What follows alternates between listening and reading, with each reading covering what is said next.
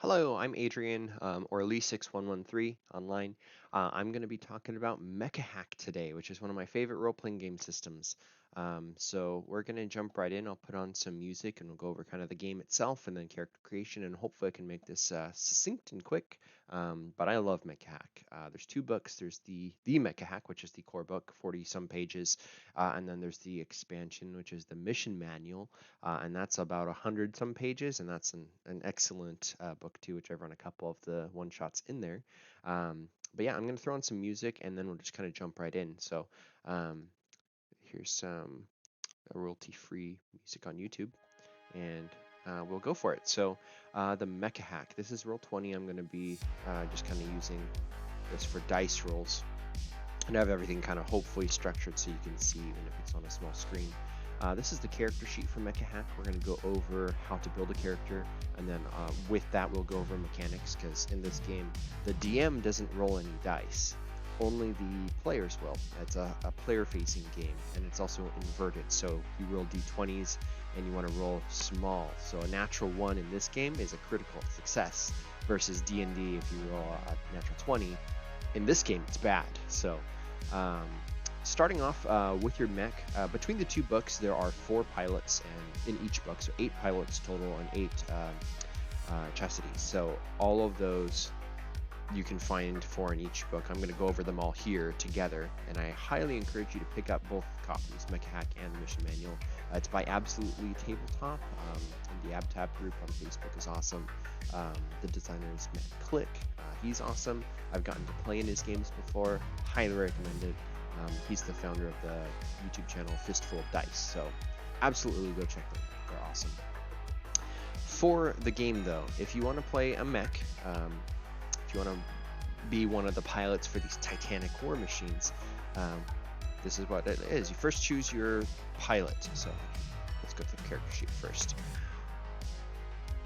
Sorry about that. So you have your pilot, chastity, and then you have 4 main attributes: power, mobility, system, and presence, and those are fairly self-explanatory, but think about anything you would want to do as a character, and then it gets assigned to one of these 4 stats. So you want to climb a building. You might argue this is power because I have to like climb, or maybe you're arguing mobility because you are a very lithe machine, and you're able to kind of like almost parkour your way up the building. You want to try to hack into an enemy spaceship or something. That might be a systems check, because you have to try to like connect to it and hack and do that kind of encryption stuff. And then let's say that you're staring down an enemy mech, bounty hunter or something.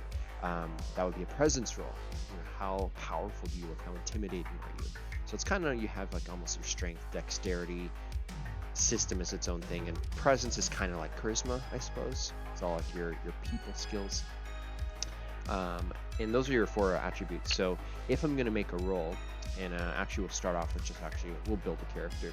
So the first thing is you roll 3d6 for each stats, and you're supposed to roll them down the line. Depending on the game, you might be able to assign them, and then your pilot that you choose will give bonuses, just kind of like a race would in D&D. Like a commander gives you, I think, +2 in power and +1 in presence, and then we'll go through it.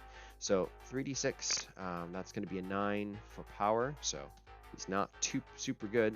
Again, you want your attributes to be high because you need to roll underneath them. So if I'm rolling a power check, I'd roll a d20, and I roll a 13. That's above my attribute, so I would fail that check. So 9 is not great for a base ability. So the next one, 3d6, that's a 10. Not great for mobility either, right? Average. 3d6, 9 again.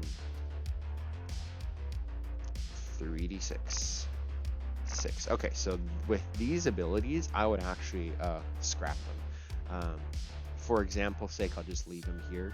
But if I was running a game, these do not have kind of stats for me to want to really play with it.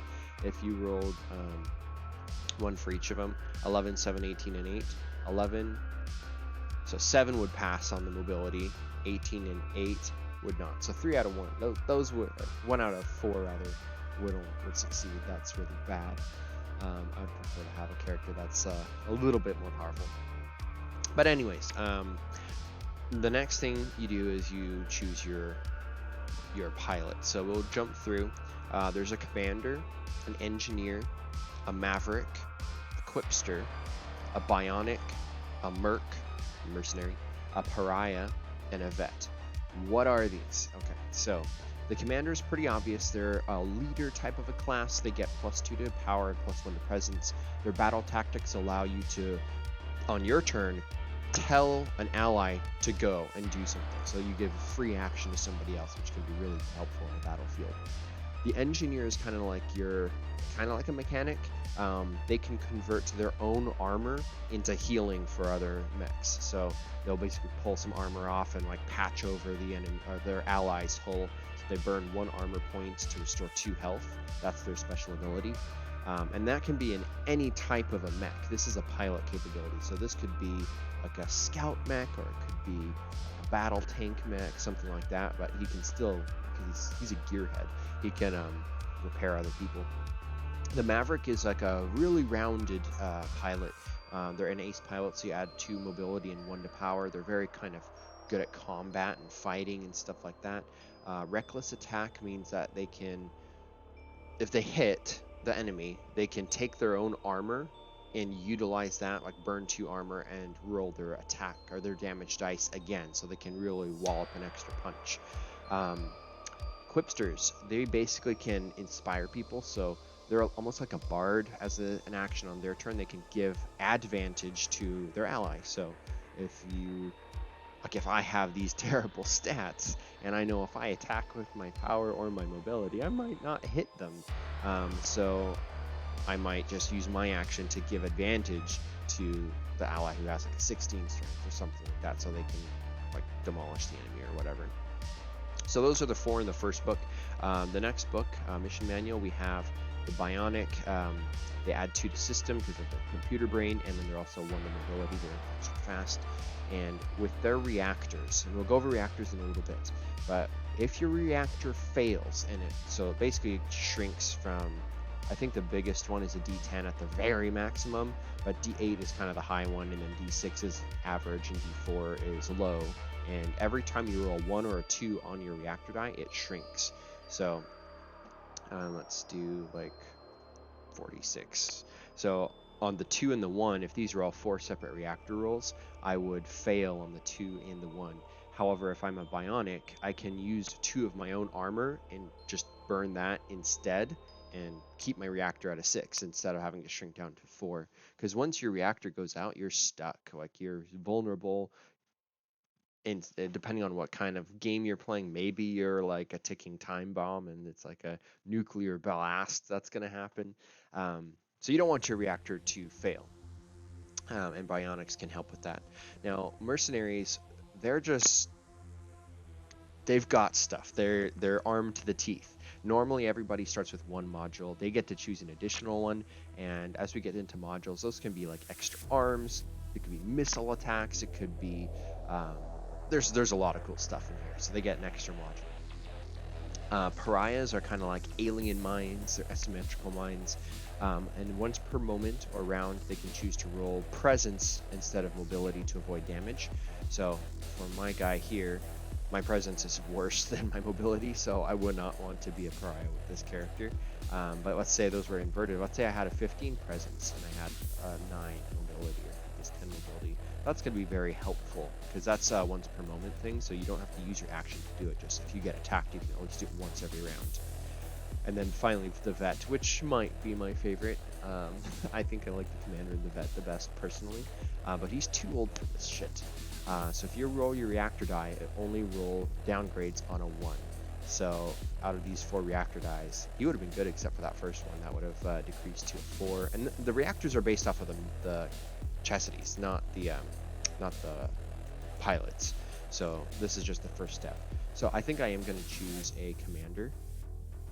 So I'm in the wrong book, that's why. Okay, so commander, I get 2 to power and 1 to presence. So this becomes an 11 and that becomes a 7. Still, he kind of sucks, but whatever.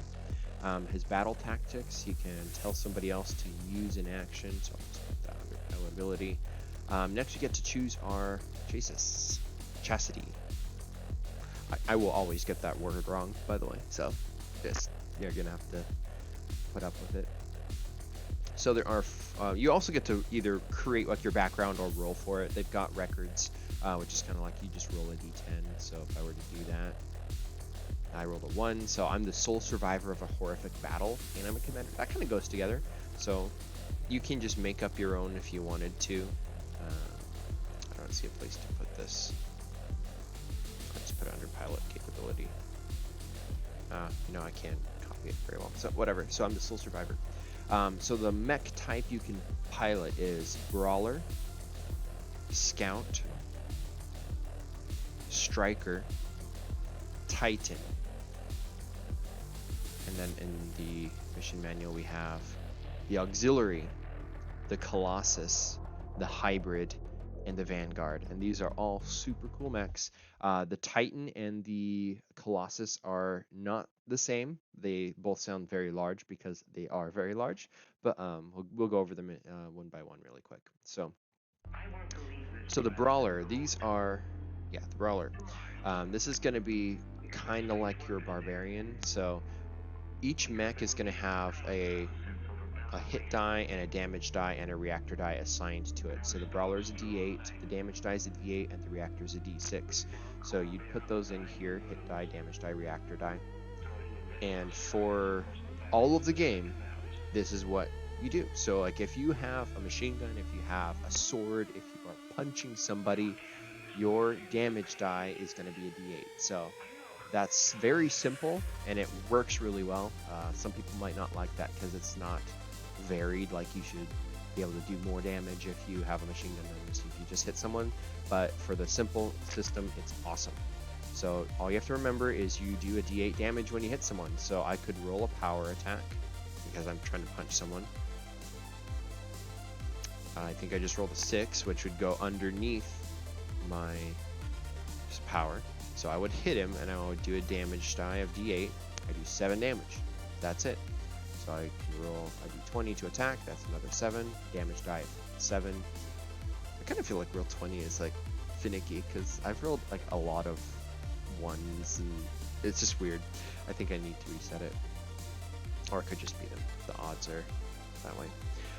Anyway, so your hit points, you always start with a D8 plus 4 for him. So that'd be, I've got 5 hit points, so my character is probably going to die pretty soon.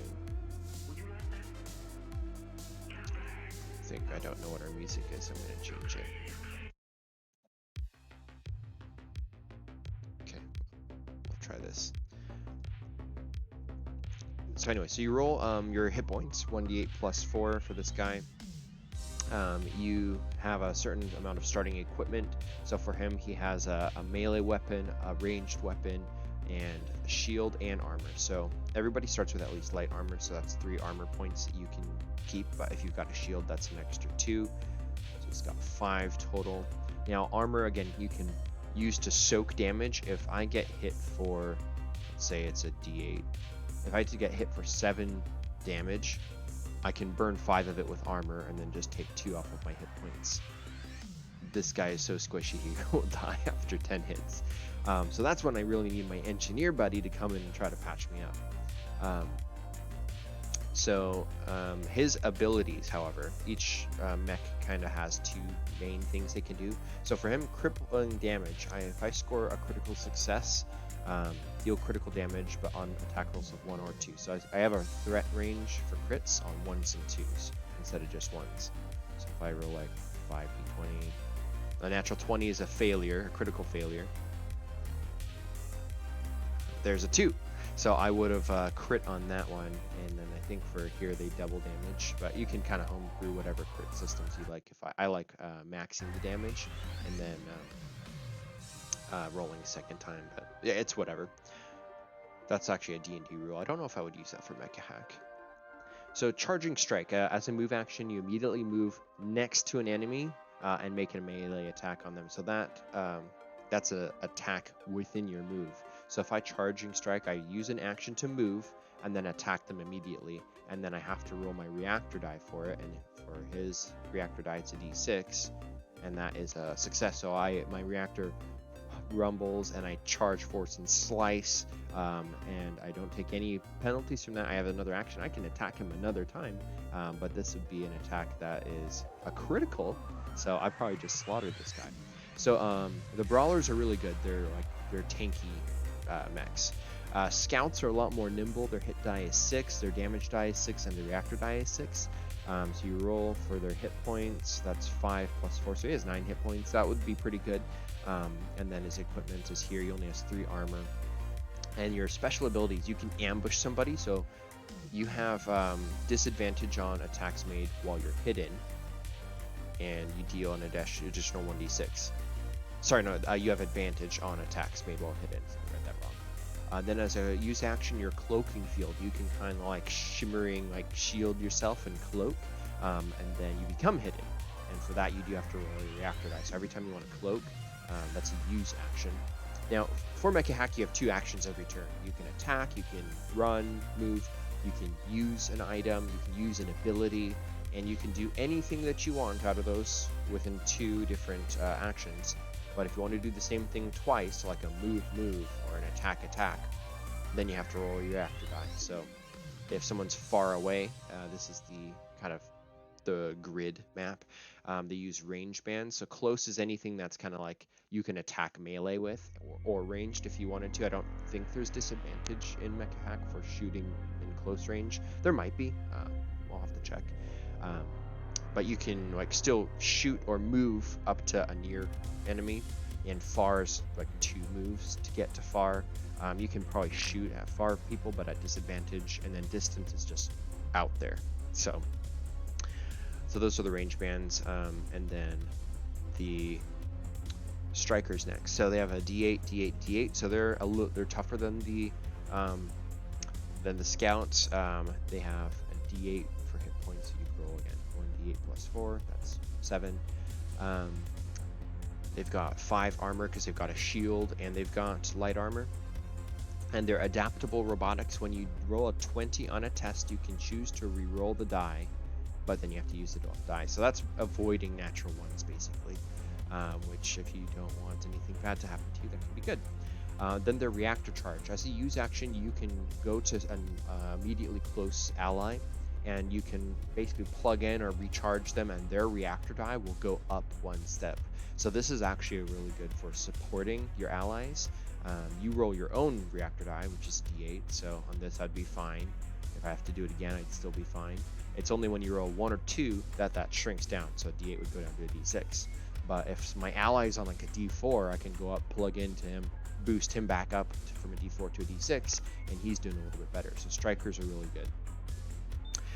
Titans, so these are heavily armored mechs. They're big, beefy, they have thick steel plates, they've got a 10 for hit points. They're really strong and tough. Their damage is a D6 and their reactor is a D6, so they're not, their strength is in their like armor and hit points. They're very tanky. So they have heavy armor, so 5, and a shield if you want. You could add a shield if you want. Chain guns have heavy, they're heavy ranged, so I'll go over those in a little bit. Now their special abilities is kinetic absorbers. So if you're getting attacked by somebody,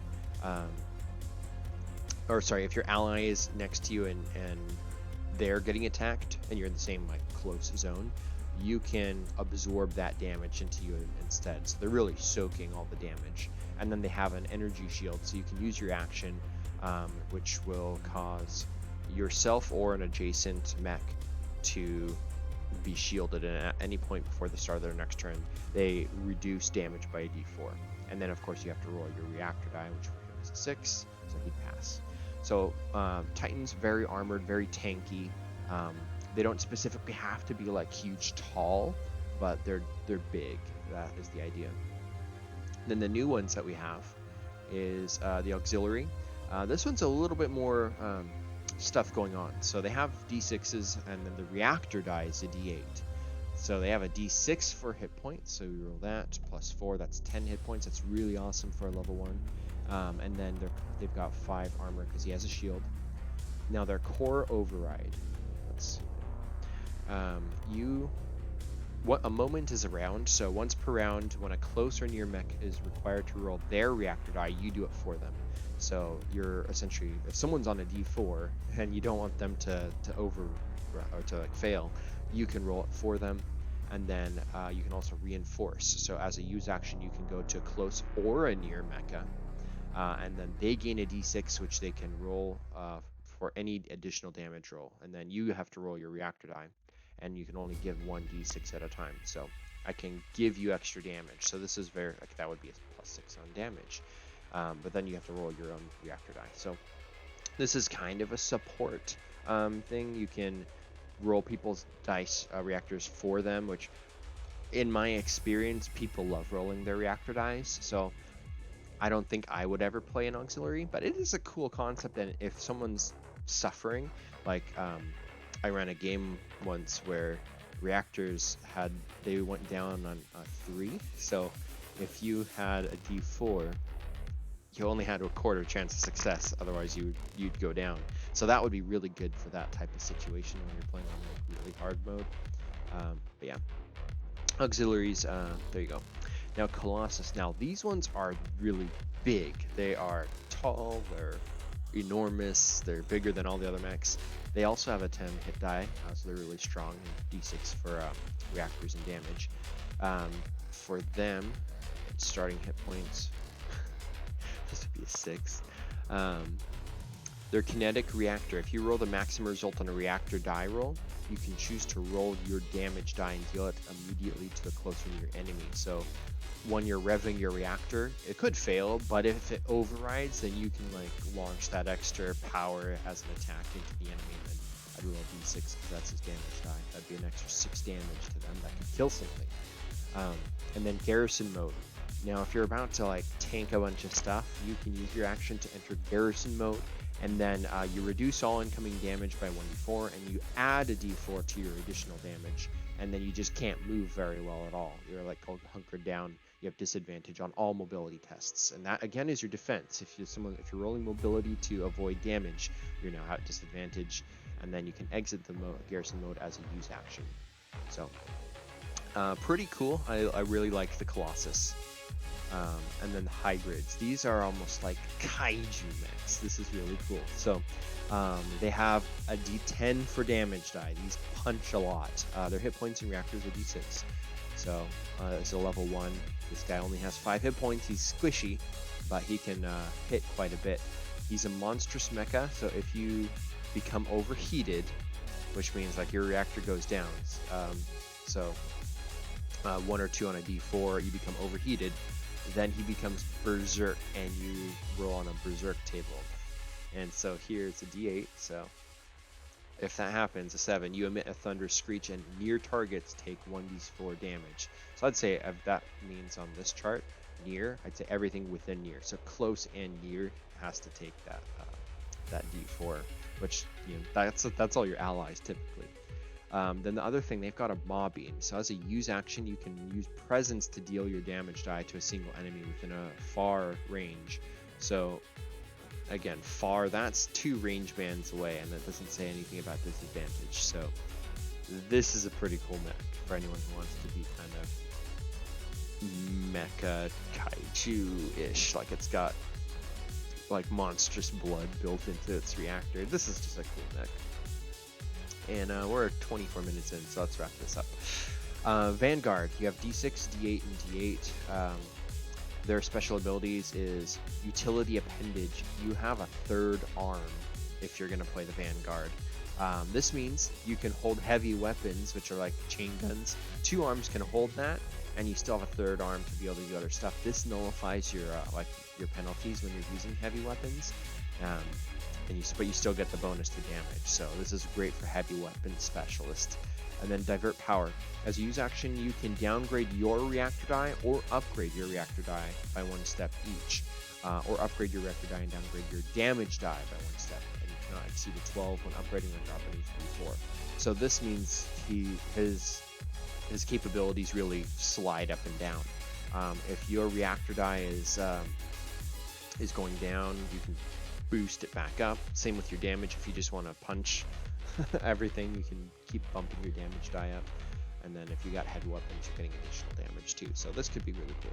Those are the mechs. So to recap, your pilots, you can be a commander, an engineer, a maverick, or a quipster. Commanders are able to give people additional actions as their ability. Engineers can repair with their armor as an ability.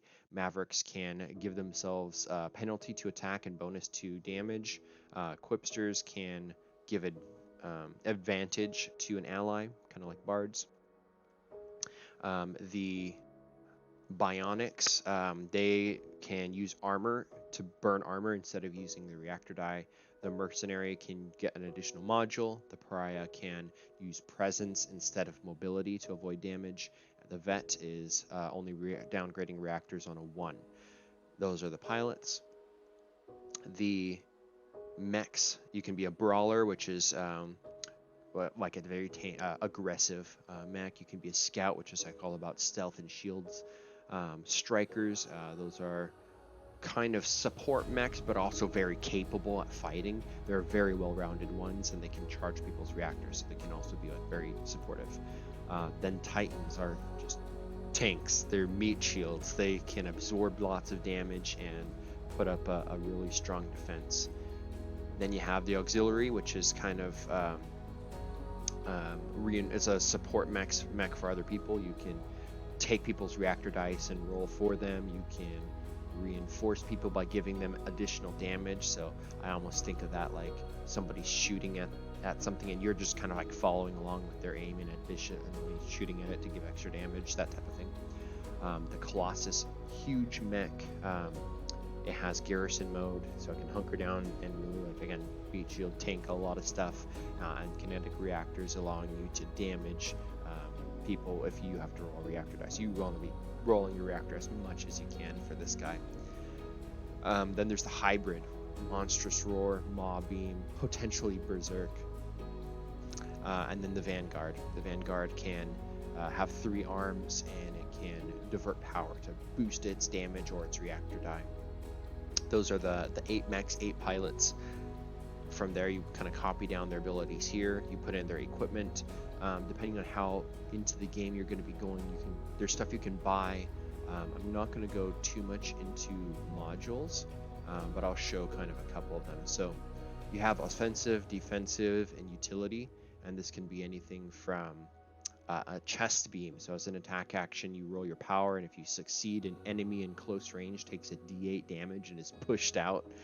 So that's pretty cool. All of these are going to make you roll your reactor die, and this is usually like a use or attack or action, something like that. There's one in here which is retractable shield. You wield a shield that doesn't require hands to use, so if you don't want to play the 3-armed mech and you want to have a shield so you get the extra armor, you can just be like a striker mech and have a retractable shield that just kind of like pops up, or it's like built into your arm and like block stuff, and you don't have to use your hands, so you can have a heavy weapon and a shield still. You can have like jump jets, which means as a move action you can immediately jump to a far location.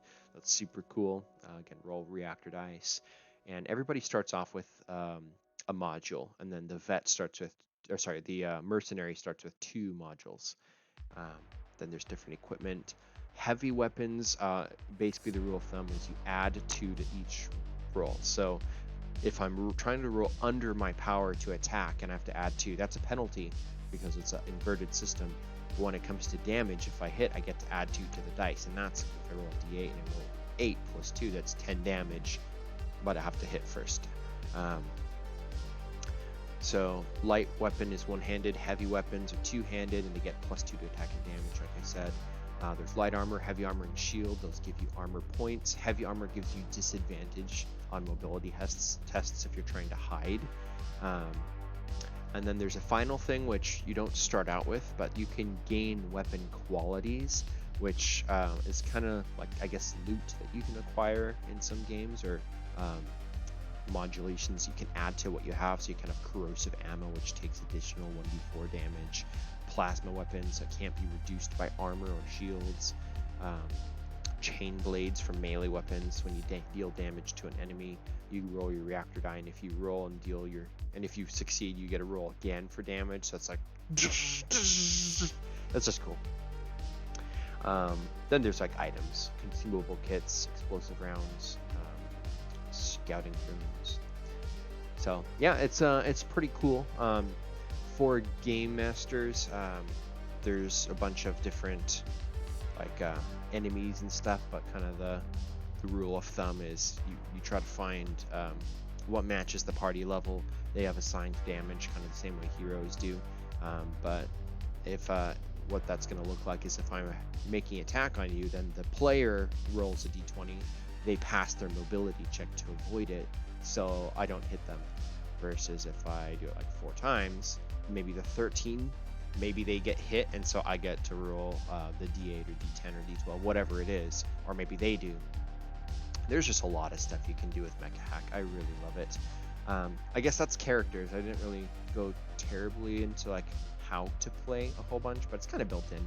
There's a cheat sheet here, which is like one of the best things. So making a test, I'll just make full screen. Rolling a d20 on a success, you roll under the attribute. On your turn, what can you do? You can do the same action twice. Roll your reactor die. How do reactor dies work? Armor points. What happens if you're overheated or disabled? Overheated is your reactor burned out. You cannot take actions. You have disadvantage on everything, so you skip your next turn. Then there's hard modes, which that can be worse. And then if you lose all your armor and all your hit points, you're disabled. You can't take anything until you're repaired. You fail everything. Then there's the grid there. So I invite you all to join my group, the Lee 6113 Tabletop Role-Playing Game. We're on Facebook, we're on Discord, this is our YouTube channel. We're a friendly bunch. We play lots of role-playing game systems. 5e is pretty popular, of course. We got some Pathfinder games. I'm always trying to run new games, so I love MechaHack. We got some other ones going on, but we'd love to have you, so links in the descriptions. Hopefully this was fun, and it made you want to play MechaHack. Anyways, I'm Adrian. I will see you in the next one.